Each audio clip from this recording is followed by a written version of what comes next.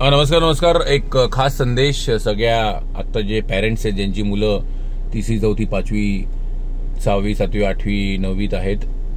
एक special message देण्याचा प्रयत्न करतोय. आपण जेव्हा लहान होतो आपण खूप कष्ट करून मोठे झालोय. आपल्याकडे इझिली काही अवेलेबल नव्हतं. आपण अँटिना पण हे सेट करून चॅनल बघायचो. आपल्यावेळी छायागीत किंवा चित्रहार लागायचं तर आपण धावत यायचो बघायचो, कारण आपल्याला परत ते गाणं कधी मिळेल हे माहीतच नाही. आपण कॅसेट वर गाणी ऐकलीत. हे सगळं आपण केलंय. आपल्या आईवडिलांनी तर ह्याच्याहून जास्ती भयंकर कष्ट केलेत, कारण अंडर डेव्हलप कंट्री होती. आपली डेव्हलपिंग कंट्री, बट आता शहरात तरी ही डेव्हलप कंट्री झाली आहे. आजकालच्या मुलांना सगळं आयतं मिळतं ना.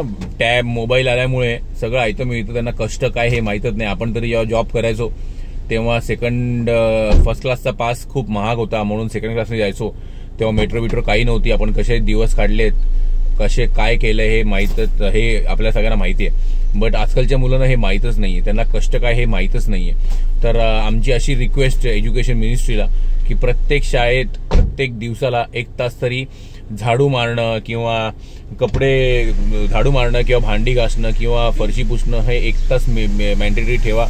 कारण हे मुलांच्या भवितव्यासाठी खूप चांगलं आहे. त्यांना कळेल हार्डशिप्स म्हणजे काय. कारण आत्ता जर हार्डशिप्स नाही केले त्यांच्या अंगाला हार्डशिप्स काय हे कळणारच नाही कधी आयुष्यात. खूपशे पॅरेंट्स असे म्हणतात की अरे आम्हाला मिळालं नाही, आमच्या मुलांना मिळालं पाहिजे. अरे बट जेव्हा मोठे होतील, जेव्हा कॉलेजमध्ये जॉबला लागतील तेव्हा तर थोडं जरी प्रेशर आलं ही मुलं तुटतील प्रेशरच्या खाली, कारण त्यांना हार्डशिप्स काय माहीत नाही. तर आमची ही रिक्वेस्ट एज्युकेशन मिनिस्ट्रीला आणि परत त्या पॅरेंट्सना की मुलांना सगळं सोपं कधी आयुष्यात देऊ नका.